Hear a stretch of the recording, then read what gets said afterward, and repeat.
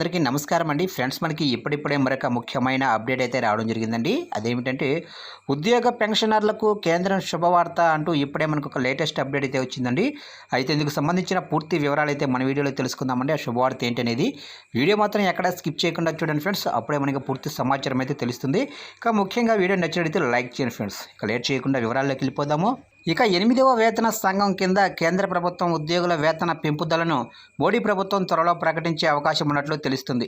ఇక చాలా కాలంగా ఈ 8వ వేతన సంఘం డిమాండ్ ఉంది. ఈ ప్రకటన కోసం కేంద్ర ప్రభుత్వం ఉద్యోగులు చాలా కాలంగా ఆసక్తి ఎదురు చూస్తున్నారు. ఇక నివేదికల ప్రకారం జనవరి 1, 2026 నాటికి కేంద్ర ప్రభుత్వం 8వ పే కమిషన్ను ప్రకటించే అవకాశం ఉన్నట్లు తెలుస్తుంది. అయితే దీనికి సంబంధించి ఇంకా ఎటువంటి నిర్ధారణ అయితే లేదు. కానీ మోడీ ప్రభుత్వం మాత్రం త్వరలోనే ఈ 8వ వేతన సంఘాన్ని ఏర్పాటు చేయనుందని నివేదికలు సూచిస్తున్నాయి.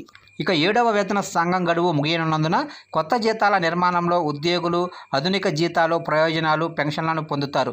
8వ వేతన సంఘాన్ని ఏర్పాటు చేస్తామని మోడీ ప్రభుత్వం అధికారికంగా ఎలాంటి ప్రకటన చేయకపోవడంతో దీని అమలుకు నిర్దిష్ట తేదీని నిర్ణయించలేదు.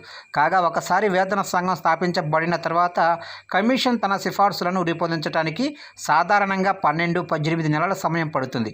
ఉద్యోగుల జీతం, ప్రయోజనాలకు సర్దుబాట్లను సిఫార్సు చేయడానికి ఈ ప్రక్రియలో ఆర్థిక స్థితి వంటి కొన్ని వేరియబుల్స్ను కమిషన్ పరిగణనలోకి తీసుకుంటుంది.